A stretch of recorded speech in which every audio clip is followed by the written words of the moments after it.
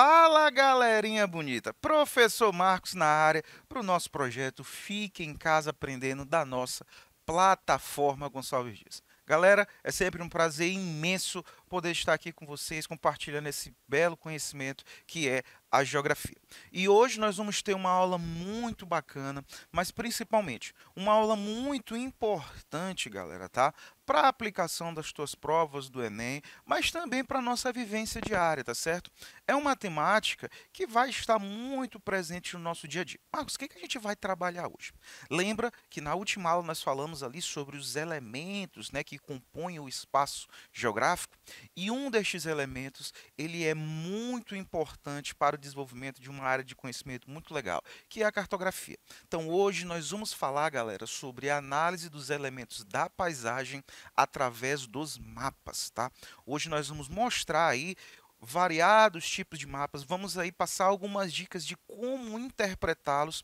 A gente sabe que a análise de gráficos e de mapas é uma competência, né, muito exigida nas provas do Enem. E é claro, né, a leitura de mapas, a leitura da paisagem através de cartas cartográficas é muito importante no nosso dia a dia. Por exemplo, uma viagem que tu vai fazer, né? Você pega um mapa, você precisa ali entender algumas características importantes. Então, é uma aula muito bacana, muito atual e muito importante, tá? Sempre lembrando que depois quiser rever essa aula ou quiser assistir a aula teórica que vai embasar o conceito de paisagem, que a gente inclusive vai relembrar agora, tudo está disponível para ti na plataforma Gonçalves Dias, tá? Lá no YouTube, estamos no Instagram também, temos os nossos podcasts pela Rádio Timbira e, é claro, estamos na televisão, também na TV Assembleia. Então, em todas as mídias para te ajudar.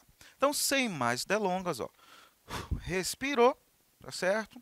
Oxigenou o cérebro e vamos para cima, que aqui tem muita coisa legal. Primeira coisa, antes de nós entrarmos na análise desses mapas, vamos embora lembrar um pouquinho o que é o conceito de paisagem, tá? Só lembrando, tá, que a paisagem é um dos conceitos aí que vai complementar a ideia do espaço geográfico, que é o grande objetivo de estudo da geografia, né? Que é o elemento aí que vai ter a interação entre a sociedade, né, e o meio ambiente, onde o ser humano ele é causa e consequência dessa interação e que principalmente, né, esse espaço geográfico que nós estamos inseridos, ele está em constante transformação. E a paisagem é um elemento muito importante para entender esse espaço geográfico, porque ela se refere às configurações externas deste espaço. Mas muita atenção, tá? Quando nós falamos de paisagem, nós entendemos aquilo que nós percebemos pelos nossos sentidos, tá? Eu posso sentir isso, por exemplo, também pelo cheiro, tá? Mas é claro que quando falamos de paisagem, muito se remete à análise visual, né? Aquele primeiro momento que nós olhamos. Então lembra, tá? Paisagem é a configuração ali externa deste espaço, tá? Uma questão muito importante a relembrar, tá certo? É que o espaço e a paisagem, ela pode ser classificada como uma paisagem natural ou uma paisagem cultural ou humanizada. O que é isso, Marcos? A paisagem natural seria aquela paisagem que não teve uma interferência humana, como por exemplo aqui esta imagem. Tá certo? Nós temos aí uma típica paisagem natural. Enquanto a paisagem cultural ou humanizada é aquela paisagem que é fruto das relações humanas no meio, né? Por exemplo, uma cidade, né? Ela é fruto dessa interação. Belezinha? Muito fácil. Mas, Marcos, no que isso vai nos complementar em relação à análise de mapas? Gente, é muito simples, tá? Primeira coisa que nós temos que perceber é que os mapas, eles buscam evidenciar, né? Eles buscam evidenciar uma informação, né, proposital que está ali inserida nessa paisagem, né? Então alguém vai, faz uma análise e quer passar esta informação adiante, tá? E então essa informação ela é colocada em uma carta, né, em um papel, e a partir dali tu tem a análise, né, desse mapa, tu tem a análise dessa paisagem e dos elementos específicos que este mapa ele propõe. Aí é a primeira coisa importante que tu precisa estar atento ao se deparar com o mapa. Cada mapa, galera, ele pode ter objetivos ou um objetivo em específico, tá? A ser aí, no caso, frisado. Então, por exemplo, nós vamos ter mapas de cunho político, tá certo? Que vão buscar evidenciar informações, por exemplo, de limites territoriais, relações, por exemplo, políticas. Nós temos os famosos mapas físicos, tá? Que são aqueles mapas que vão buscar evidenciar características físicas, como, por exemplo, características de relevo, de hidrografia, de vegetação, tá tá certo? Nós temos mapas climáticos, galera. Por exemplo, mapas relativos ao clima, índice pluviométrico, chuvas, tá? E é claro, nós temos mapas também de cunho social, né, que vão, por exemplo, evidenciar informações da sociedade. Por exemplo, o mapa da violência do Brasil, né? Quais são os estados que tiveram maior índice de violência, estados que tiveram menor. Então, a primeira coisa importante, que aí já fica a primeira dica para ti em análise de mapas. Quando tu pegar uma questão ou análise de mapa, a primeira coisa que tu precisa identificar qual é o objetivo desse mapa. Que informação ele quer te mostrar de maneira específica. Como, por exemplo, esse aqui. Eu vou ampliar essa imagem, né? Quais informações a gente pode extrair desse mapa? Veja bem que ele é um mapa mundi, mas ele tem uma informação específica que ele quer te mostrar. Pensa aí, ele está te mostrando claramente, por exemplo, animais. Né? Ele é um mapa, no caso aqui, é um mapa, digamos, físico, né? Mas ele quer te dar um enfoque, que, por exemplo, em animais específicos relativos a cada continente, né? Então, quando tu vai olhar, por exemplo, aqui, ó, na América do Sul, a gente tem, por exemplo, a presença de tartarugas, a gente tem a presença de lhamas, por exemplo, né? Quando tu vai para a Austrália, por exemplo, ele vai te mostrar alguns animais específicos, como, por exemplo, o koala, tá certo? Um conhecimento bem interessante que gera muita dúvida, né? O pinguim, por exemplo, né? Ele é habitado, ele é de regiões frias, mas ele é da região do Polo do Norte ou do Polo do Sul? O pinguim, por exemplo, galera, é um animal típico, tá certo, da região do Polo Sul. E quem é da região do Polo Norte? É o urso polar. Então veja que esse mapa ele tem uma informação, ele busca te passar, né, uma informação específica. Belezinha? Muito fácil, né? Então, bora evoluir para outro mapa bem interessante. Olha este mapa aqui. Primeiramente, que tipo de mapa, né? Que tipo de mapa é esse? Galera, mapas que buscam aí te evidenciar informações como, por exemplo, território, né? Como, por exemplo, fronteiras, localização, são mapas que nós enquadramos como políticos, tá certo? Então, esse primeiro mapa aqui é um mapa mundi, um mapa do nosso mundo, tá certo? Com o objetivo de informações políticas, tá certo? E aí ele vai te fornecer uma série de informações. Ele pergunta aí, por exemplo, quais informações eu posso extrair dessa análise? Eu posso, por exemplo, rapidamente perceber tamanho de território. Por exemplo, qual é aí, cite dois países de grande extensão territorial. Né? Então, tu analisando esse mapa, tu percebe, olha, dois países aí que se destacam bastante, por exemplo, é a Rússia, né? Nós temos, por exemplo, também o Canadá, dois países de grande extensão territorial. A questão, por exemplo, ela pode te perguntar, o Brasil, em relação, por exemplo, ao seu território, ele está situado no hemisfério norte e hemisfério sul.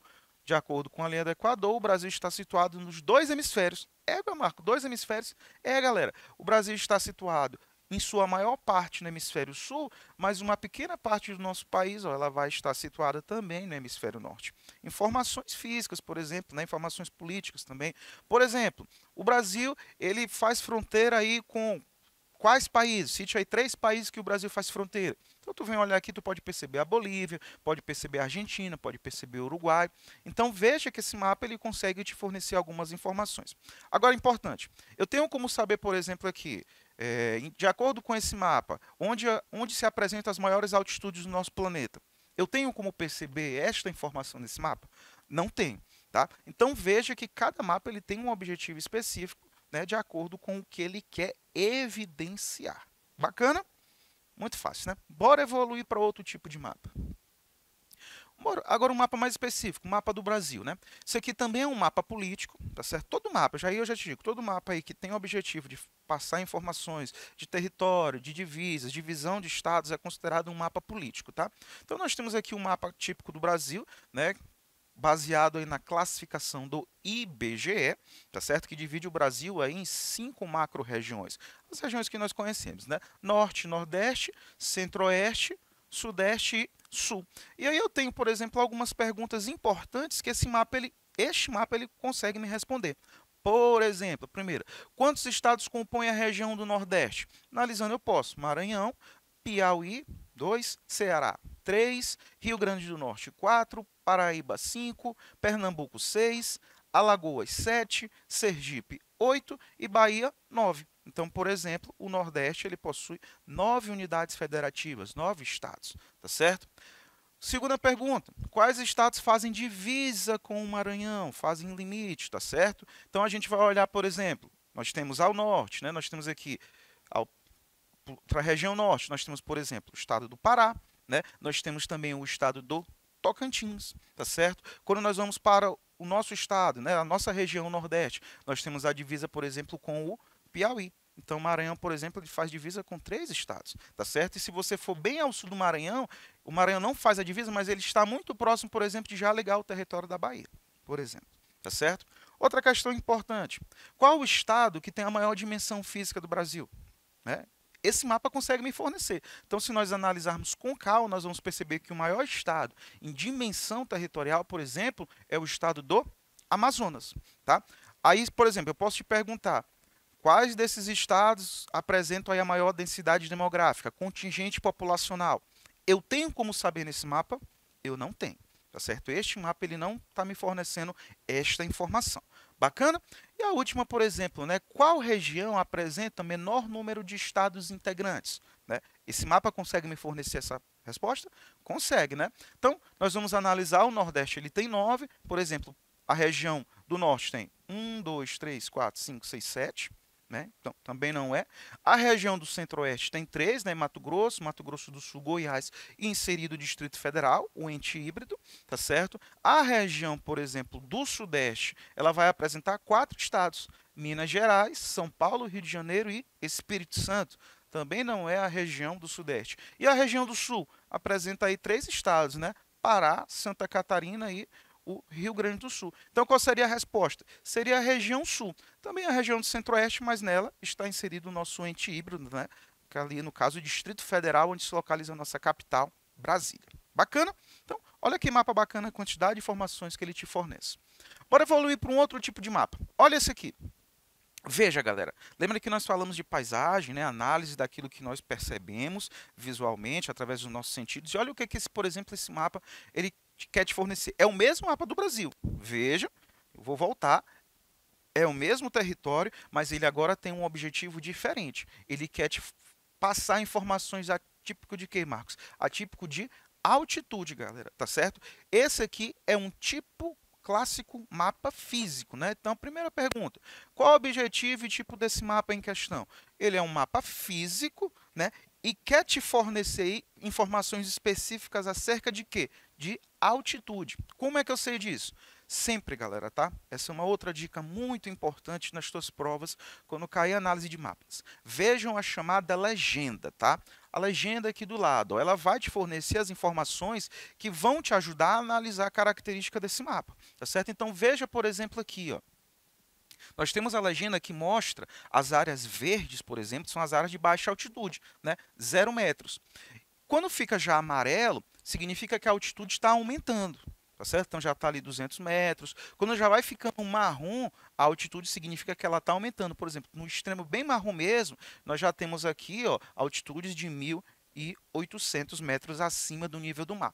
Então eu já sei, as áreas mais verdes são as áreas mais baixas, amarelas médias, né? E as marrons são as áreas mais altas.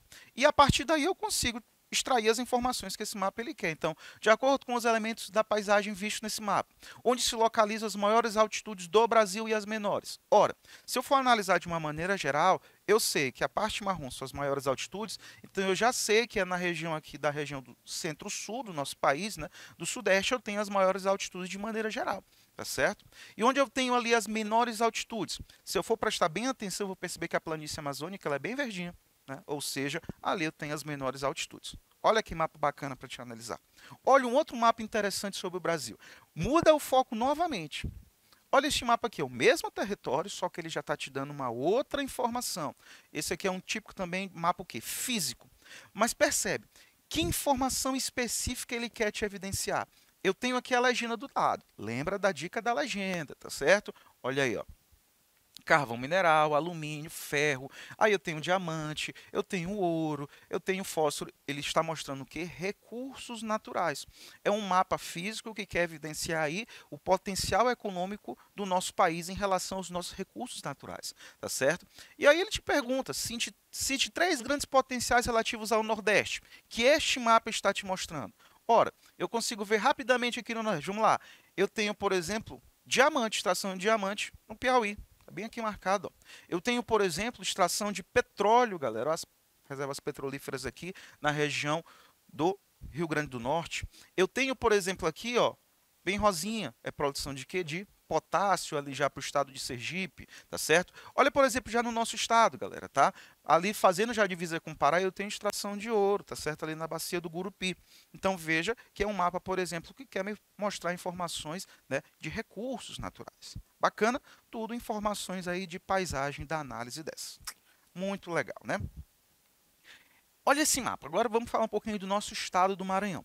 Lembra da questão que eu acabei de analisar contigo do mapa físico, né, de relevo? A mesma coisa. Tá aqui a legenda, tá certo? Ele mostra. Nas regiões mais verdes, eu tenho as menores altitudes, tá? E nas regiões amareladas, eu tenho as maiores altitudes. Então, aqui nesse mapa, fica muito claro que o Maranhão ele vai ter duas diferenças em relação à altitude. Né? É um típico de mapa físico. Eu tenho as regiões mais baixas, que ficam ao norte, e eu tenho as regiões de maiores altitudes para a região do centro-sul. Né? Então, olha o que a questão me pergunta, e é essa análise que tu precisa ter. Analisando o mapa do Maranhão em questão e os elementos da paisagem descritos, qual deve ser o sentido de percurso dos rios dentro do estado do Maranhão? Rios, Marcos, mas ele está falando de altitude. Aí que tu precisa lembrar das coisas. Bem, o rio, a água, de acordo com o processo físico, ela vai correr em que sentido? Das regiões mais baixas para as regiões mais altas? Não vai, né? A água ela vai correr seguindo o processo físico básico das regiões de maior altitude para as regiões de menor altitude, galera. Então, onde é que eu tenho as maiores altitudes do estado do Maranhão?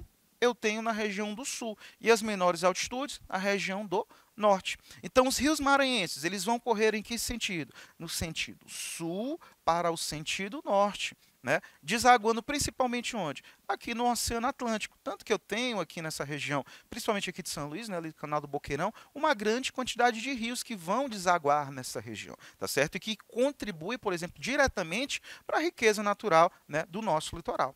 Bacana? Então veja como as informações vão se complementando. Muito legal, né? Então, informações bacanas.